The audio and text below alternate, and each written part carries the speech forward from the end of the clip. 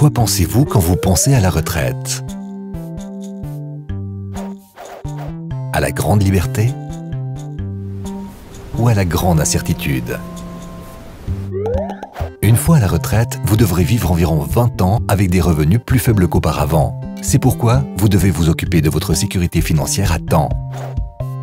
Quels sont les points importants? Définissez tout d'abord vos souhaits pour votre retraite. Où voulez-vous habiter et comment? Vous souhaitez rénover votre logement? Ou le vendre pour avoir de l'argent liquide? Vous avez des enfants ou des petits-enfants dont vous financez la formation. Et qu'en est-il des impôts ou de l'assurance accident une fois à la retraite? Vous voulez peut-être continuer à travailler ou fonder une entreprise? Comparez vos dépenses à vos revenus. Quelles sont les dépenses fixes? Les dépenses variables? Quelles sont vos réserves pour les investissements importants? Pouvez-vous faire face à ces dépenses avec les revenus des 3 piliers?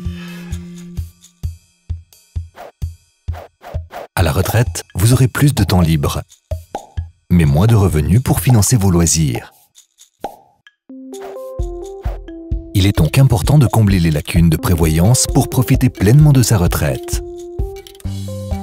Vous avez 3 possibilités pour le versement de vos avoirs de vieillesse. La première est de percevoir une rente mensuelle régulière. C'est une bonne solution si vous avez une longue espérance de vie et si vous misez sur la sécurité sans tracasserie. N'oubliez toutefois pas que la rente est soumise à l'impôt, tout comme un salaire. La deuxième possibilité est de percevoir la totalité de vos avoirs sous forme de capital versé en une fois. Cela peut être intéressant puisque l'argent que vous n'aurez pas utilisé ira à vos héritiers. C'est aussi une solution flexible car vous définissez vous-même ce dont vous avez besoin mensuellement et vous payez moins d'impôts que sur une rente régulière. Mais il y a aussi un risque. Vous n'avez pas de revenus garantis et vous êtes entièrement responsable de votre capital.